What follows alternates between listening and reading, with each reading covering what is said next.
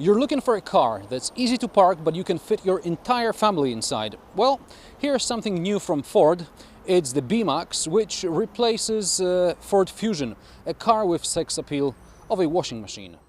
For all you Americans out there, in Europe Ford Fusion is this sad piece of shit car, not the new Mondeo.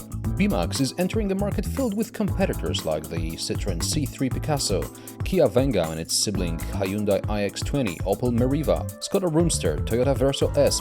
Prices of some of the competitors start at just above 13,000 euros, while the B-Max starts at around 16 grand. And this particular example, with the 1.4 90 horsepower engine, climate control, panoramic roof, reversing camera and a couple of other optional extras, costs more than 20,000 euros. This is why Ford decided to make the B-Max stand out from the crowd by fitting it with a novelty in this segment, sliding rear doors. Perhaps the more technical types out there are already wondering about the technical aspects of this solution.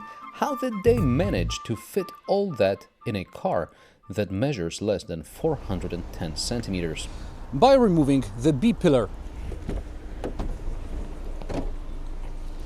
I showed this to a couple of friends and men, they really appreciate the design implications related to stiffness of the chassis. Women, they don't even notice that there is no B-pillar, but they do appreciate that it's easier to access the rear seat when mounting a child seat. Now, all men complain about this bunch of electric cables here, and they are concerned that this thing is going to get broken the day the warranty expires. And all the blokes, while getting in, they hit their knee on this front seat here. In the back, 2 adults will fit easily, or you can install 2 child seats. I'm not sure who will sit in the middle here. Maybe an anorexic teenager, but then there aren't that many around anymore because the society prefers to drive to a fast food joint rather than walk to an organic food store. The boot has a regular shape, but its volume is around 320 liters.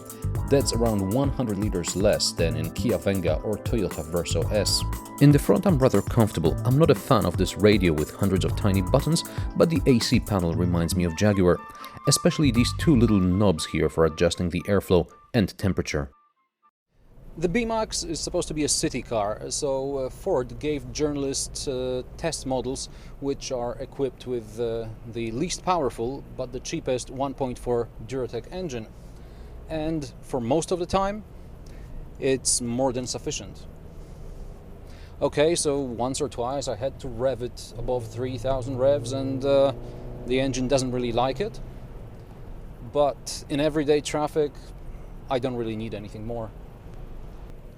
Once you get the car up to desired speed, it's quite nimble in traffic and it's generally pleasant to drive. Oh, and the brakes are pretty good. And if you're looking for something relatively frugal but with more torque, Ford also offers 1-liter EcoBoost engines with 100 or 120 horsepower, and these engines work fine even in a much bigger Focus. Out of town, I don't really need more power, but I wouldn't mind I wouldn't mind a 6th gear. But my biggest problem with the B-Max is its price. 3,000 euros compared to the cheapest competitor. That's a lot of money that I would rather keep in my pocket. And I don't think that the sliding doors will compensate for this difference, especially if the B-Max is not the only but second car in the family.